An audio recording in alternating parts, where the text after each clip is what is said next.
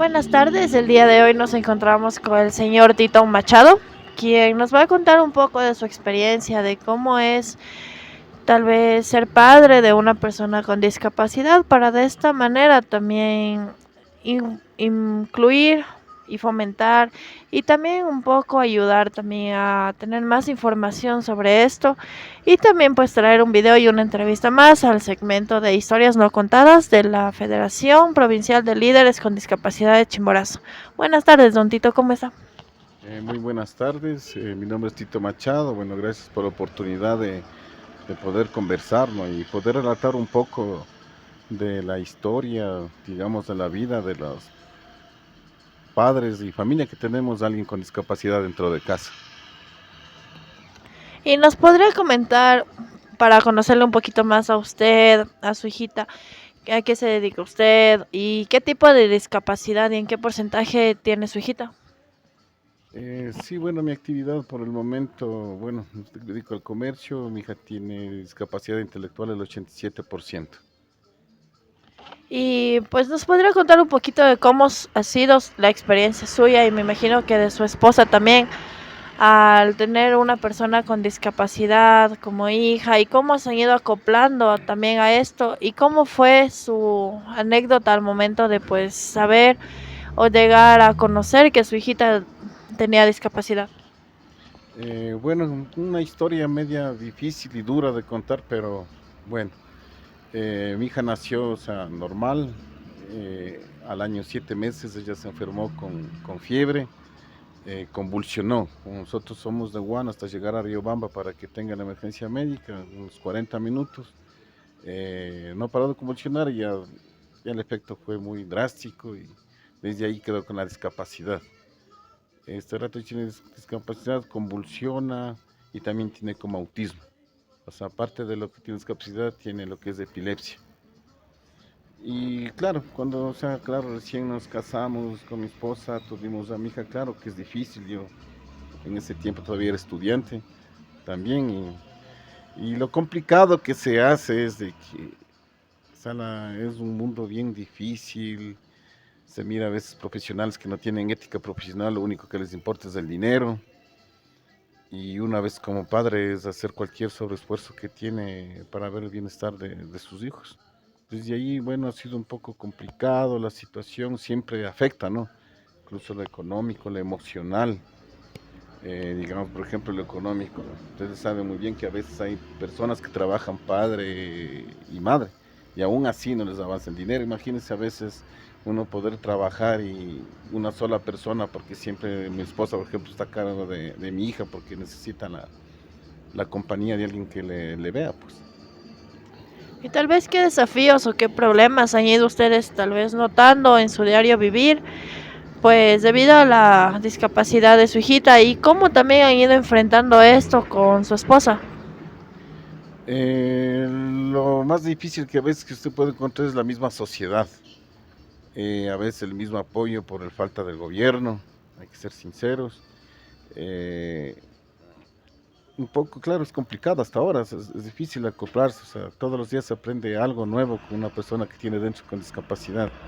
O sea, no se tiene incluso ni la misma libertad de cualquier persona tiene en cualquier familia, ¿no?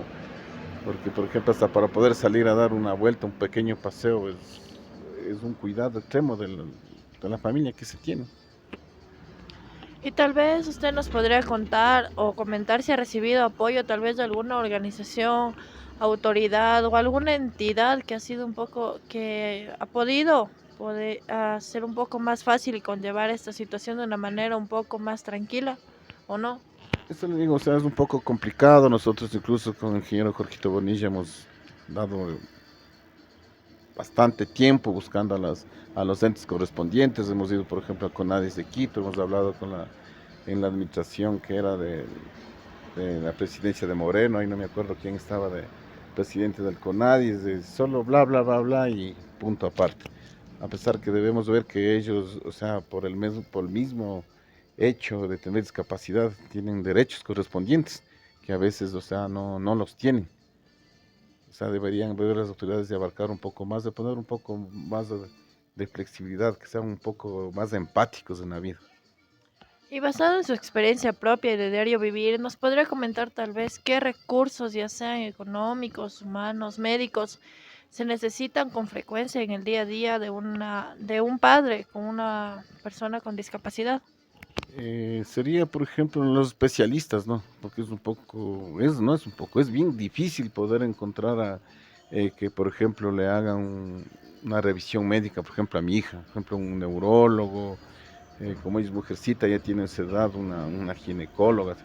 Imagínense para coger una cita médica que llame al call center, por ejemplo, en mi caso, tengo que acercarme con mi hija, llamarle primero al call center para que le vea el médico general. De ahí le hagan una transferencia al, al policlínico. El policlínico, bueno, le verá, de ahí, bueno, dice, muy bien, entonces damos una cita médica para que le vea el neurólogo. De ahí le dan una ficha donde usted tiene que ir a coger otra cita, pero a la cita dice, por favor, venga mañana a las 7 de la mañana para ver cuándo le ve. O sea, no hay una atención prioritaria. O sea, es difícil, o sea, estar en el retrato de lo que es público. Eso le comento. Y tal vez, fuera de todo lo malo, ¿nos podría comentar tal vez en alguna anécdota bonita, alguna experiencia, o tal vez alguno de los momentos gratificantes que ha tenido con la presencia de su hijita, tal vez si ella estudió, si no estudió, o algo en lo que ella tal vez ocupa su tiempo libre y que les haga sentir orgullosos también de ella? Sí, bueno, o sea, lo orgulloso de ella es decir que cuando una chica llega a la casa son bien cariñosos, ella es bien cariñosa, la que llego, o sea, es el abrazo, luego la papi que se sienta conmigo, eh, a querer interactuar, ¿no? Pero a veces, o sea, la misma discapacidad no le permiten. Ella, por ejemplo, mi hija tiene 26 años, es una mujer envuelta de una capacidad mental de una niña de 2 a 3 años. O sea, es que estar con una niña. Y pues, ¿nos podría contar cómo es que en este proceso que es muy difícil para usted, su esposa y su familia en general, cómo ha ido cuidando tal vez su salud mental, la salud mental de su esposa para no quebrarse y no mostrarse débiles también ante esta situación?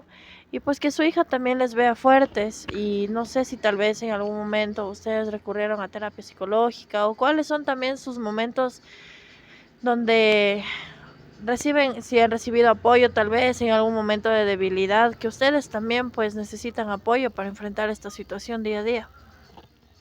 Sí, sería eso, le digo, o sea, las personas que lo responderían desde el gobierno, ¿no? Por supuesto, o sea, serían las personas indicadas en poder acceder con este tipo de ayuda psicológica, tal vez dar algunas charlas en familia para poder seguir sobrellevando esta situación.